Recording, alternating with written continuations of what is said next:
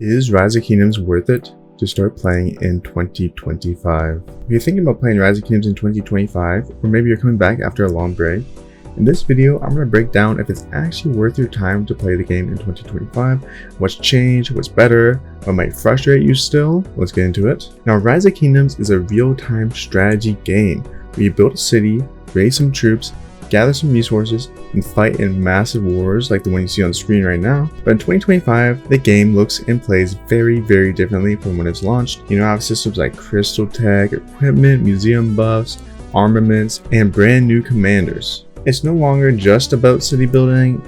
It's now about timing, planning, working with your alliance, gathering resources. Okay, let's start with what Rise of Kingdoms does correct in 2025. First of all, the game is constantly updated, which is actually a huge thing. A lot of games don't get updates that frequently, but Rise of Kingdoms gets one maybe every other week. It's very frequent, and I'm gonna be honest, I think 99% of the updates since I started playing this game have been actually good updates. Starting off with the commander swap, the update to the early game, the change of the armament system, the change of crystal tech looks good. Like, these updates have been amazing. Now, alliance system is still probably one of my favorite things about this game since I started playing. You get to join an alliance and get to play with your friends. As you can see on the screen right now, I'm fighting with a bunch of people from my alliance, the blue dots on the ground, and the enemies are obviously the red icons. You get to fight huge wars with your alliance, you get diplomacy, territory building, strategy. This is where the game actually shines, in my opinion. It is the best feature about the game, and I think a lot of people would agree that the community aspect is the best feature in the game, and it's not even close. Now, another great thing they have added recently is they're trying to make the game more free-to-play friendly. First of all, the armament change they just had makes the game more free-to-play friendly than it's ever been. You don't have to pay ridiculous amounts of money to get a triple stat, which is just all in all amazing. They've also changed the early game to be way more fun. I think I mentioned that earlier. And as you can see in the bottom left, they have optimized the game slightly with these filter mode and quick command features. Now, the most recent update did change quick command a little bit. I'm not too happy about it. I'll get into that in a little bit if I do talk about it in this video, but Rise of Kingdoms is also constantly adding creative new events that give you pretty decent rewards, including gold heads, materials, and stuff that can just upgrade your gear and commanders, but it's not all perfect. Let's talk about some of the downsides. The power imbalance is real. Whales, or players who spend a lot of money, still dominate the top of kingdoms, of course. And if your kingdom has more whales, you are more likely to win. Not guaranteed to win, but more likely. Crystal tech, I've heard this is a big issue for free-to-play low spenders because you don't have as good crystal tech, but they did create a new system for crystal tech that is still being played right now. So I guess we'll get some updates on whether it's better for free-to-play low spenders or worse. The early game can be a little bit overwhelming, but they have made a lot of great changes to the early game to make it more fun, more interactive, and honestly, I think the early game is the most fun. That's why so many people make restart accounts, is because KVK 1 is fun. It is. Hot take, KVK 1 is better than KVK 2. And last problem is, depending on your starting kingdom, you might land in a dead or an active kingdom. Now, I actually don't think this problem is too big anymore, because I feel like every single kingdom is pretty massive at the beginning, with a decent amount of whales, a lot of active players, a lot of active alliances, or maybe I've just gotten lucky in every single kingdom I've made an account in. And the biggest downside, I think, personally, is farms and resources. Now, if you want to be competitive in this game and have a good amount of resources to fight with, you're going to need a lot of farm accounts that will gather you resources and send them to your main account to fight with. Now, this is the worst part about the game, in my opinion. It takes hours and hours of time to just grind farm accounts up to a good enough level to farm, and then it takes hours of your day to farm on the farm accounts. It is pretty miserable and it feels like a chore, and if they could somehow fix this, I feel like the game would actually be perfect.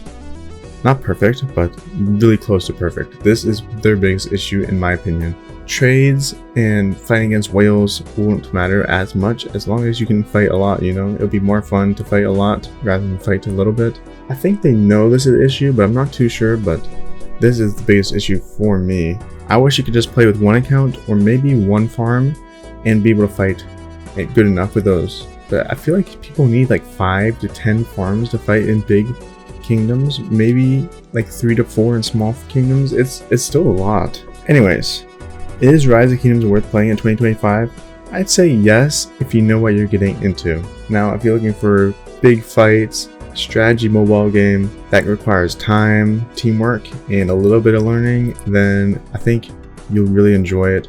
If you're looking for a fast-paced, lots of fighting, no pay to win, then you're not gonna get the game you want, you know? I believe this is one of the most involved mobile strategy games out there, which does mean it has a huge time investment, but it has a huge payoff because it is the best mobile game I played. And I played Clash of Clans, Lords Mobile, Shop Titans, Clash Royale. I played a lot of mobile games and this one really shines at the top. Now, will the game be worth playing in a year or two? I actually think this game is on the upward trend. The game has only gotten better in the past year.